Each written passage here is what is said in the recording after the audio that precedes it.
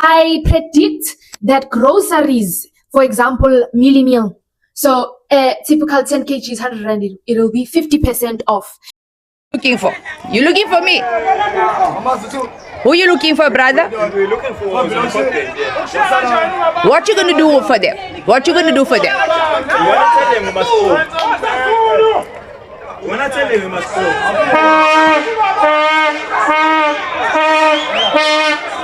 Control to locals, requiring them to sell 75% of their shares to Zimbabwean citizens over the next 3 years at 25% each.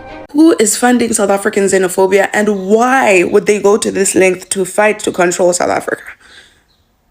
Like, that's my question.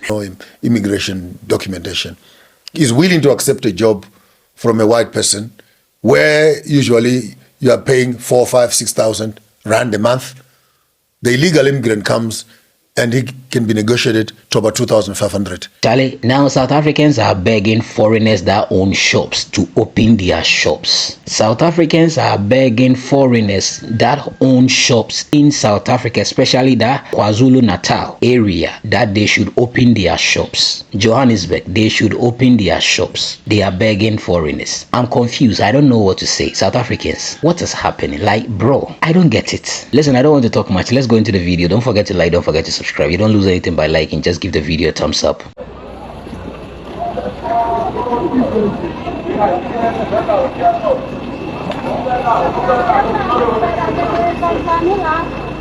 up all shops. We are here, fellow. Open up all shops. Fear not, we're here. We're here to support you guys. Open up all shops. Fear not, we're here, fellow.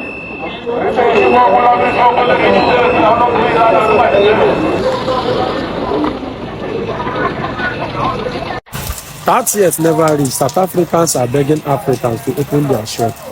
I want to ask, is it not the same South Africa that said we should go? That yet never reached. When I go learn lesson. So whether we open or we don't open, you guys are still our enemy. We will deal with you guys because you don't play with Africans. We are black. So South Africans are begging foreigners to come and open their shop, that they will support them. I advise the foreigners not to open their shop. You guys should not open your shop. These guys are betrayers. They are called Judas for a reason. Those guys are Judas.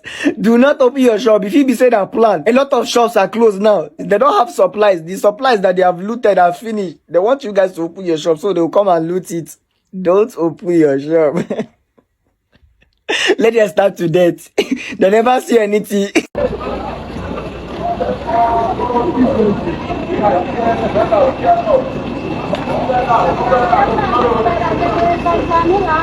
Open up all shops. We are here, fellow. Open up all shops. Fear not, we're here. We're here to support you guys. Open up all shops. Fear not, we're here, fellow.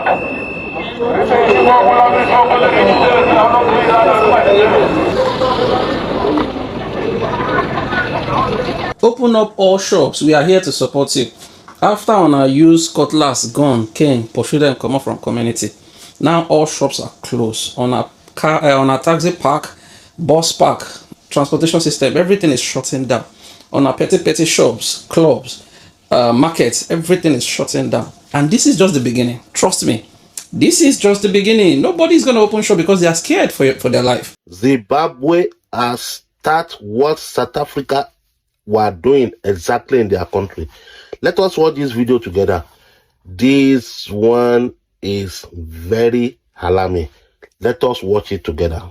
Business owners operating in Zimbabwe are reacting with anxiety after Harare ordered foreign-owned firms in key sectors to transfer control to locals, requiring them to sell 75% of their shares to Zimbabwean citizens over the next 3 years at 25% each. Many South Africans who run bakeries, manufacturing firms, and service businesses across the border say the directive creates uncertainty over ownership, financing, and long-term viability. Similar concerns are being voiced by businesses from Zambia, Malawi, Mozambique, and Botswana, which also have a strong commercial footprint in Zimbabwe as companies across the region weigh whether the new rules will reshape investment confidence or accelerate exits. However, ordinary South Africans have welcomed Zimbabwe's stance, saying they wish the same to happen in their country. Ngicabanga ukuthi into enhle ukuthi iZimbabwe icabangele ination yawo. The local people will get jobs. They will come. Okay, after watching this video, let me know your thoughts in the comment section.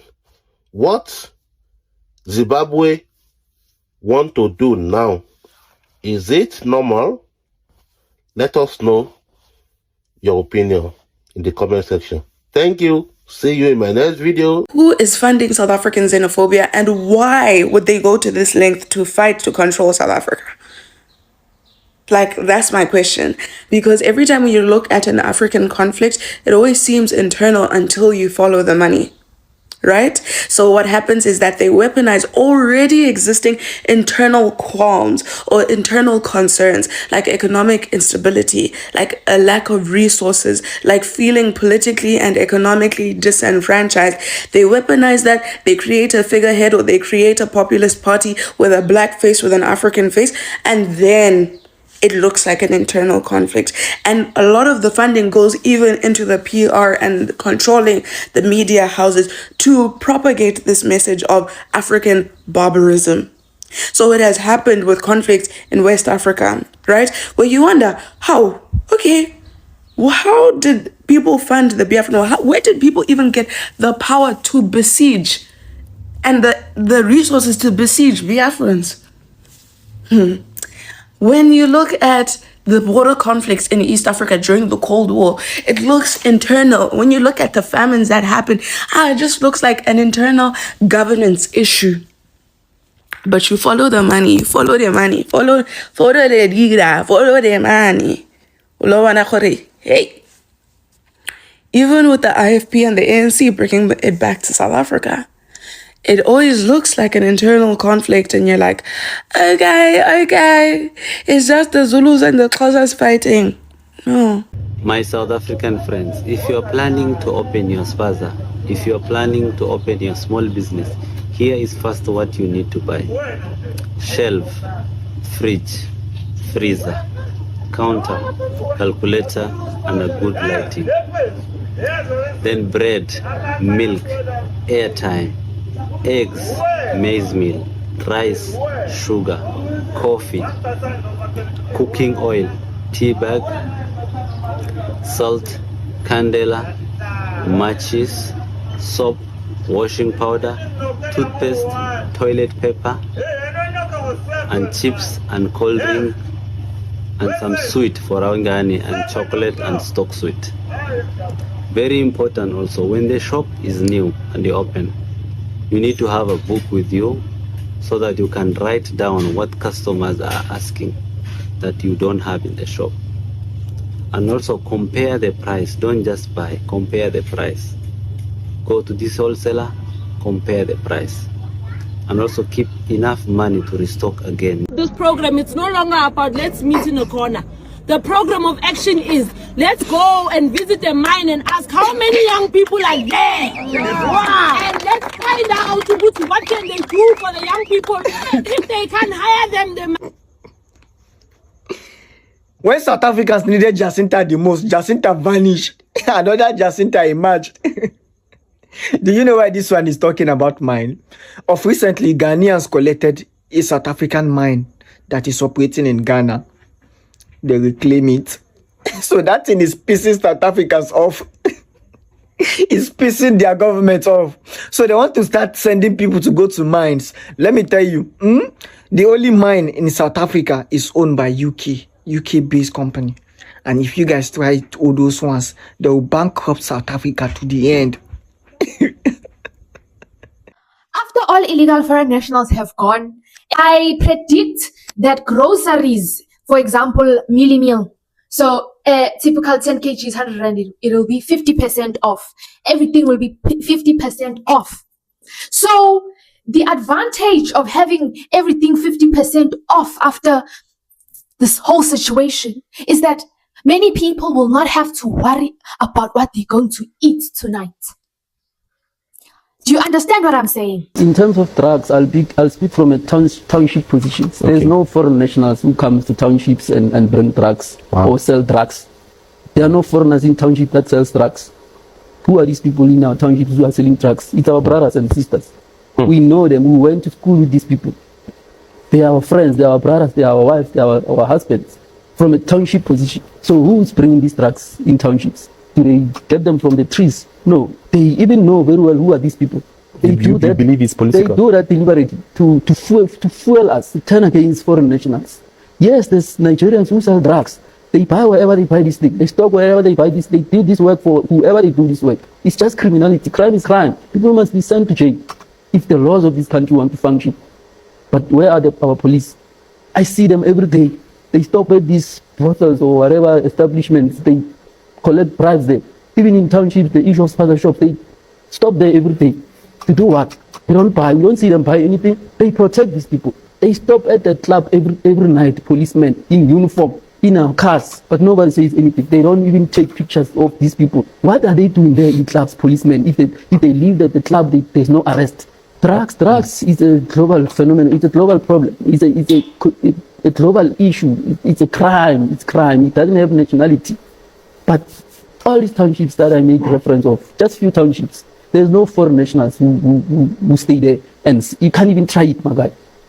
A foreign national in Soweto, deep Soweto, and start selling drugs. You can't last a week. Wow. But our brothers, those who we went to school with, they sell these drugs. Over the weekend, we go have fun and party together. From the proceeds of crime, there's drug lords in townships. Well, there's drug lords. It's people we know. Unfortunately, you can't mention their names. You can't speak about such things, especially in such platforms. So you think the police, the people in charge of things like that needs to, wake up and do something right about this situation? It's a systematic problem. Even the police themselves are found wanting. They're swallowed and captured by the system. The country allowed criminality to take over the state. They even escort these people who bring drugs here. Wow. Just few weeks here in Rompot, I think, towards Cosmo City, there was a truck that was stopped. Police were escorting the truck. So I hear what you say. The Madlanga Commission, when they talk there by the Madlanga Commission, do they talk about foreign nationals? Do they mention Nigerians there? Do they mention Zimbabweans there? They mention serious people. It's going to happen in the next 15 minutes. And if it doesn't happen in the next 15 minutes, we're going to have a problem. Can we please just agree on that? We are not here to ask, guys. Maybe let me just emphasize that. We are not here to ask. We are here to demand these jobs. Because all these people are South African nationals and they are not employed. Because of you. You are employing foreign nationals and they don't have scarce skills. And that is wrong. We are not here, we don't want money, we don't want anything. We just want these people to be employed. And that is going to happen today. Whether we give you CVs or we don't, you are going to remove each and every foreign national that is in this environment and you are going to employ South Africans. That is all what you're asking for. Thank you so much. This is business. People are being coerced to think that they are removing illegal immigrants on the ground. It has nothing to do with illegal immigrants. It has everything to do with cleaning up the streets so that legitimate big businesses that are now losing money to illegal vendors must be removed from the streets. And it's hiding its face behind foreigners are taking away our jobs. We're not fighting for jobs here. We want ownership of industry. And the conversation is not even there. It's about jobs, which you don't even have. And last point, yes, South Africans must remove foreigners from South Africa for a good reason.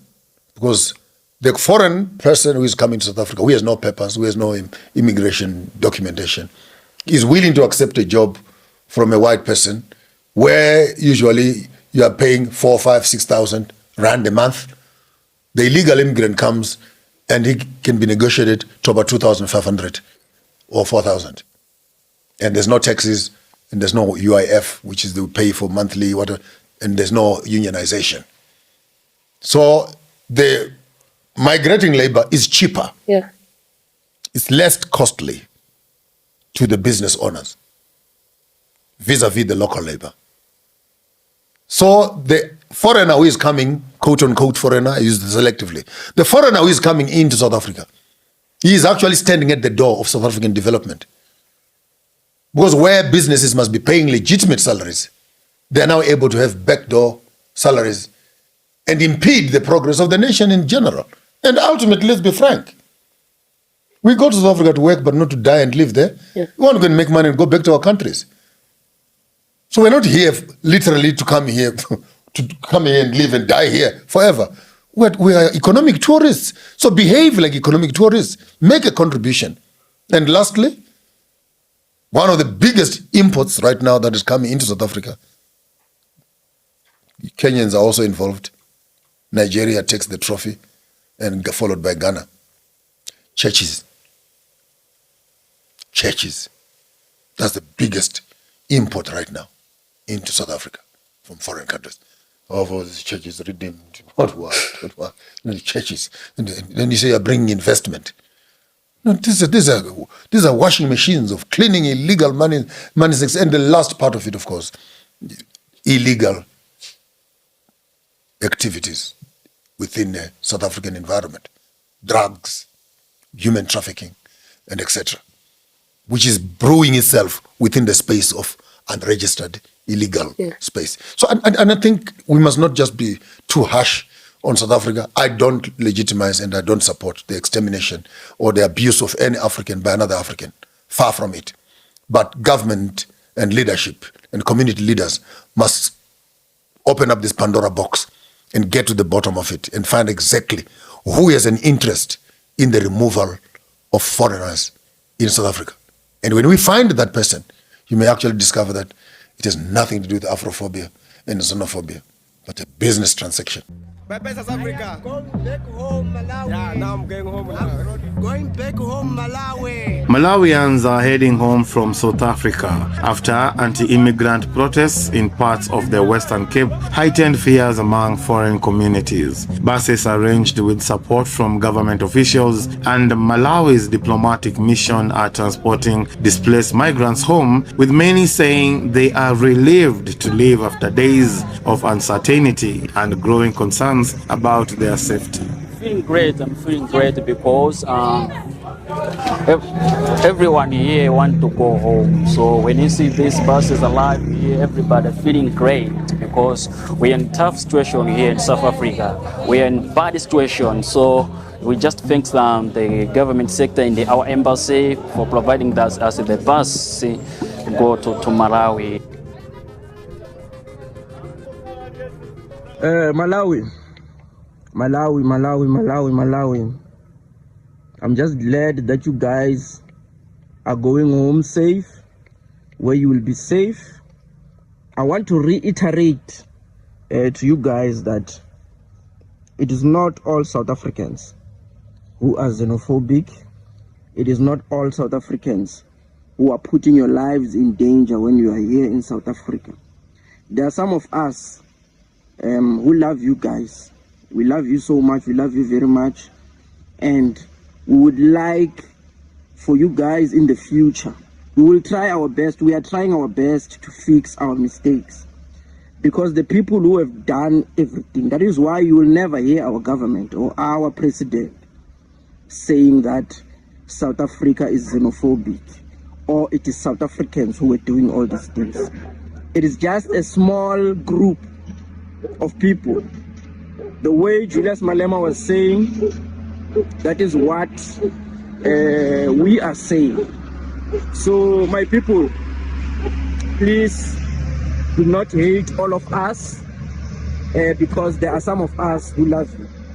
Sometimes it is very hard for us to can stand up and say, leave our people alone, because when people are already brainwashed, when they've used the media to brainwash people into believing whatever things that they are saying about you, it is very hard for us to can come and try to combat that movement. But we are trying all we can.